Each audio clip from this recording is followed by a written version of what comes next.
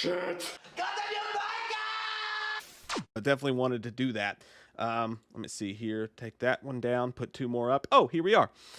So John Carpenter, the great oneology, talked to NME.com and answered a couple questions about Halloween. There's the usual stuff in here. He says that it's, he said, Holy Toledo. It's the ultimate slasher movie. It's Halloween on steroids. It's great. Stuff we've all heard before. So I'll just move right on to the new shit. They said, where does it stand in comparison to the rest of the movies in the franchise? And John Carpenter responded basically for Malek Akkad and said, well, the producer and owner of the Halloween franchise, Malek Akkad, says it's the second best one right after the first. So that's from him. That's a high honor right there. Yeah, man. Holy shit. Holy shit hole. He says, I think it's a balls out slasher movie. We haven't had one of those in a long time. So, and I know every time we talk about this, everybody says, of course that's what they're going to say. They're paid to do that. And yeah, I understand that. But this is just another instance of, again, Akkad's not saying this. John Carpenter's saying that that's what Akkad told him. So that's a private conversation that they had betwixt each other. No news cameras around, no nothing. If Malek Akkad didn't say that directly to John Carpenter, then I don't feel like John Carpenter would just go out there talking out of pocket like a bitch. Because John Carpenter's not a bitch. Are you calling John Carpenter a bitch? No. Okay. Yeah, I agree with you. I think that John Carpenter is for sure not like saying that out of school. He's not telling tales outside of school. I think that John Carpenter, if he didn't give a shit about the movie or give a fuck about them, he's already pretty much said that about Rob Zombies. He's like, I was doing it for a paycheck. He's like, go have a ball, go have a good time. He never gave it praise or dissed it in any way. He just didn't give a shit. But that's great news. Malek Akkad, like the whole fucking thing is great. Like that's awesome. Yeah, I like it. I like it deep into my tendrils at night, and I want to sleep with it. Yeah, I want to eat butter. They said another sequel, Halloween Ends, is also on the release slate. Now, this news is less fun than the last news that we just talked about. Another sequel, Halloween Ends, is also on the release slate. What stage is that at? John Carpenter said, we've all read the script, and we love it. So now we've just got to wait until things are a little bit safer to make it, which means that they're officially not making Halloween Ends at the moment, at least. Yeah, well, with everything going on right now, I could see why. But I mean, I did see also in a side note attached to that, like, I think that, I don't know if it was John Carpenter that said that or I can't remember the guys that actually said that, but he's like, if Halloween Kills has to go to streaming, then it'll go to streaming. Or I think they said that it will go to streaming most likely anyway. Like it's going to probably release at the exact same time. And that's why people were saying, well, you could have released this last year.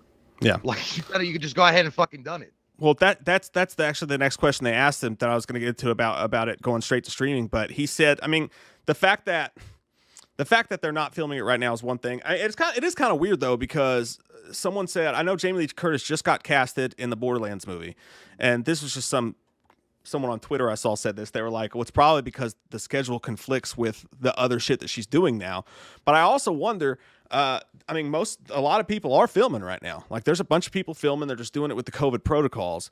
And I wonder if Blumhouse, Universal, whoever, just decided, hey, we bought ourselves a whole year by having to push out Halloween Kills, which I still believe is one of the reasons it didn't just go to VOD. We bought ourselves a whole year. Let's just use it. Let's just wait the year. And when things get better, we'll start filming. When we don't have to go through all the complications of COVID, we'll start filming. And then if it makes the release date, it does. If it doesn't, it doesn't. But after hearing that, I'm not, my hopes aren't high that we're going to see Halloween Ends in 2022. It really kind of sucks because I feel like when the iron's hot, you should keep on striking that bitch home. Like, I don't know. Bang the drum. You release Halloween Kills and you wait too long in between movies. I don't know if that's a really good strategy in the long run. I mean, yeah, it could give you more time to maybe develop a better idea or shoot it better or whatever. But like, you got to hit it now while it's hot. And like right now, Halloween is at the very center of the renaissance that's happening in a lot of these classic horror films. So, I mean, I would think you got to get that shit made. Like, I'm not saying rush it to production. But like you mentioned, I mean, it was already proven. You can still shoot the thing in post-COVID world. Yeah. I mean, Tom Cruise is out there fucking screaming at his goddamn, AIDS and get his fucking coffee and fuck off if you're not wearing a mask shit. So you can still do it. You motherfuckers! Yeah, he's like, because that's what keeps me up at night. But you got to have those kind of protocols set in place, and it's easy for them to do that. I don't know, man. Like, I also makes me wonder if there's something going on behind the scenes that we're not privy to. Obviously, we're not on the set or working, but if there's any kind of problems going on where it's being delayed, maybe something with casting, maybe one of the actors or actresses being unhappy. I mean, there could be a million different reasons why they delay it. But I hope it's not because of those reasons and it's just the COVID thing. But we'll see. Yeah, it's hard to tell. But it could also be them maybe just wanting a balloon, like a pillow between. Maybe they hope the theaters open back up in full force and they maybe give it an extra year. Yeah. I bet they have a date in mind, and they're like, hey, if this happens and this happens, and the cases go down to this amount, or the restrictions are backed up to this amount, to where we can successfully and easily film the movie by this date, then we'll go ahead and we're going to push to get the movie out. But if those things don't happen by this date, we're good. Let's just put the bitch to 2023, have a year in between the movies. Nothing wrong with that. It sucks because like right now we're like, part of us is like, I don't give a shit. I get Halloween Kills in October, and that's going to happen. They said it's happening no matter what, hell or high water. So I think right now, part of me is like, I don't really care. I just want to see Halloween Kills right now. But then as soon as Halloween Kills ends, I'm going to be like, man, when are we getting that fucking next movie? The Nightmare Man says, wow, they almost made 3 Halloween films in a row pretty quick. So I hope they don't lose all that steam when they finally get to make Halloween Ends. Yeah, that's what I was saying. Yeah, I mean, like, popularity-wise, I think that's something they got to fear about. But, I mean, typically, movies don't come out one after another. If anything, I actually think, and don't get me wrong, I want to see it the following year. But if anything, if you think about, like, The Hunger Games and Harry Potter and shit like that, or Twilight, like those movies that were filming all their shit back to back, and then they would have one like 9 months after another or a year after another. To me, it felt like that first movie had a lot more like buoyance behind it. And then the one would come out a year later and you're like, oh, fuck, the new Harry Potter's out today? I thought people were going to go nuts for that. And they show up for it, but when they're so close to each other, they don't really have the same fanfare, it feels like, at least just to me.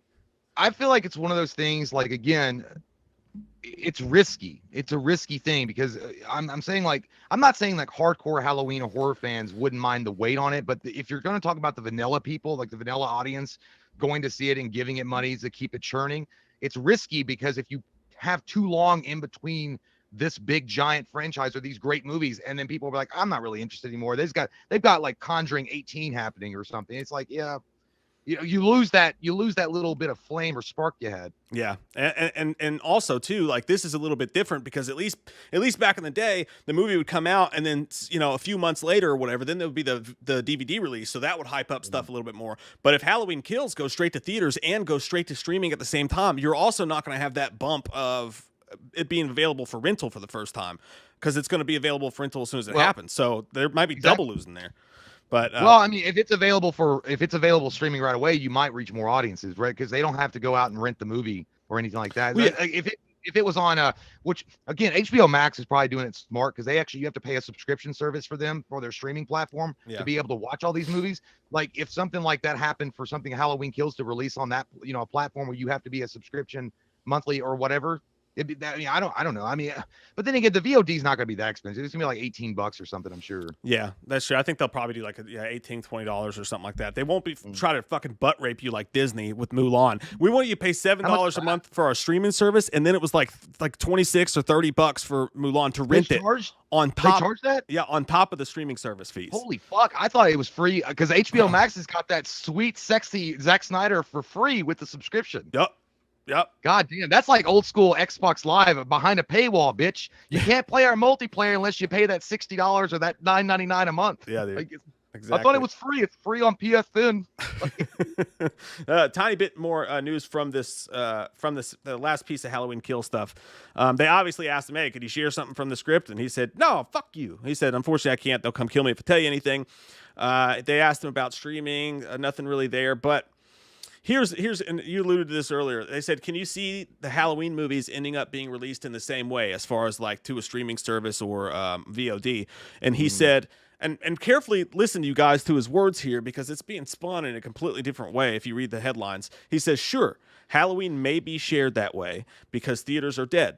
It's just the reality right now, and it's a tragedy, but it's true. We just have to face it. The studio did contact David and I, and they told us, and they had us put off the new one by a year in the hope that things got better. So we're still hoping it'll get better. The problem with that is that a bunch of sites are running with headlines like, John Carpenter says Halloween Kills is going straight to VOD. And he very clearly... we got this cover front page?